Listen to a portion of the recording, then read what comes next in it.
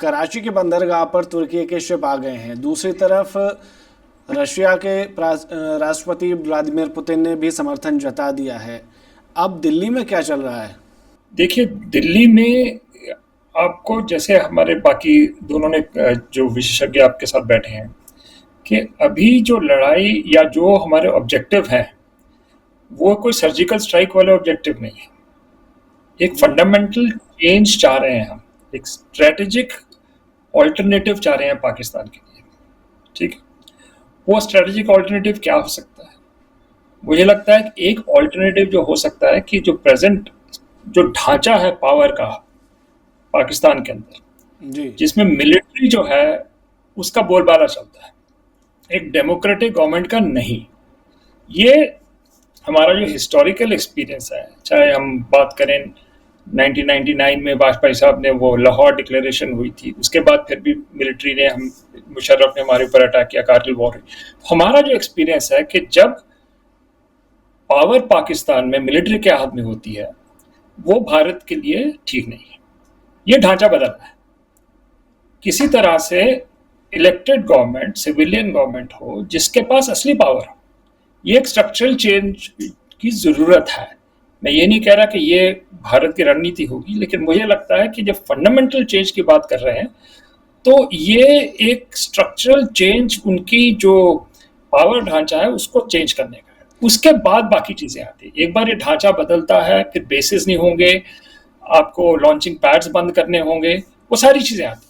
But basically आपका दिल्ली में सोच ये है कि ऑब्जेक्टिव अटेन होना चाहिए, स्ट्रेटेजिक ऑब्जेक्टिव। वो सर, कैसे लेकिन होगा? भारत में बैठकर कैसे होगा? क्योंकि देखिए, पाकिस्तान की उसके तो अंदर सालों से फितरत रही है। देखिए, अभी इसके अंदर आपके पास कितने ऑप्शंस हैं? गोयल जी जैसे बताया, बहुत सारे ऑप्शंस हैं।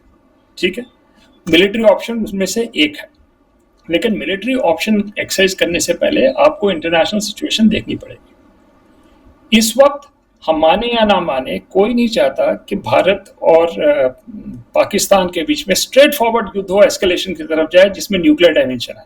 प्रॉब्लम वहां आ रही है कि न्यूक्लियर वॉर की तरफ नहीं जाना चाहिए। उसके लिए मुझे नहीं लगता सारी दुनिया का हमारे लिए समर्थन है। So we have to be careful कि आप एस्केलेट करोगे तो, लेकिन कैलिब्रेटेड एस्केलेशन चाहिए, या न्यूक्लियर थ्रेशोल्ड से पहले करने के लिए आपकी सैनिक कार्रवाई को जो है कंप्लीट करना है अपना टास्क।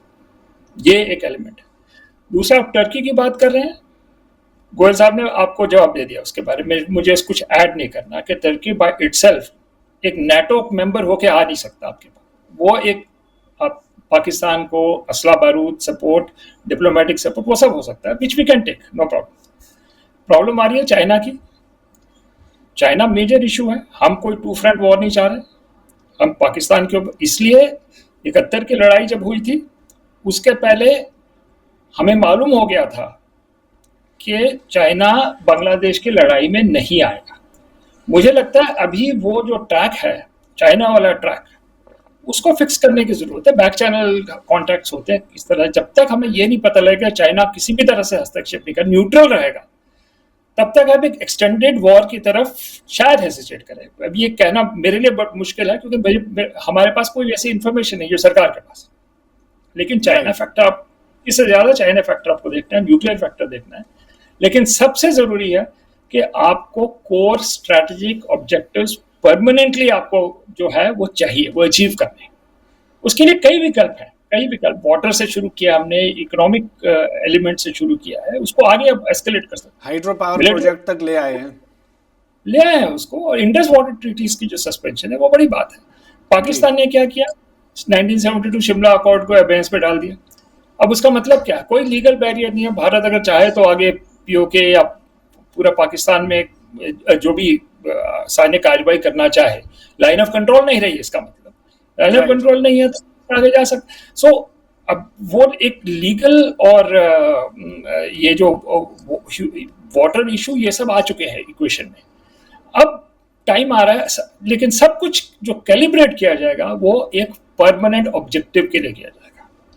वो जब लगेगा कि हो रहा है, उसके लिए स्ट्रेटेजिक पेशेंस की जरूरत है, मुझे लगता है उसकी जरूरत है। लेकिन हमें भूलना नहीं है कि इस बार जो कार्रवाई होगी वो एक स्ट्रक्चरल चेंज लाएगी पाकिस्तान में। It can't be business as usual. Surgical strike की है, सब कुछ किया है, बालाकोट किया है, डेटरेंस नहीं बनी उतनी जितनी बननी चाहिए, फिर से पहलगाम हुआ है। इसका मतलब इसको आगे बढ़ के हमें जाना है, और वो इस बात मुझे पूरा यकीन है कि हम आगे जाएंगे।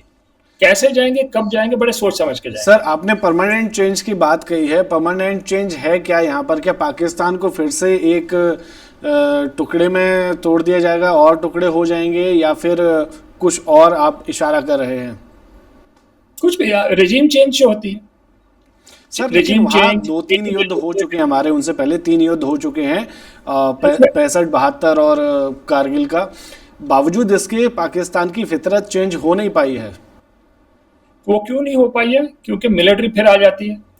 इसलिए आपका निशाना जो है मिलिट्री की पावर को खत्म करने के लिए है।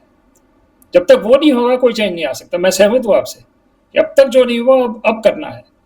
कहीं भी डज नॉट सूट अस कि मिलिट्री जो है उस पावर कंसंट्रेशन उसके हाथ में रहे। उसको कैसे करना है ना करना है वो स्थिति है।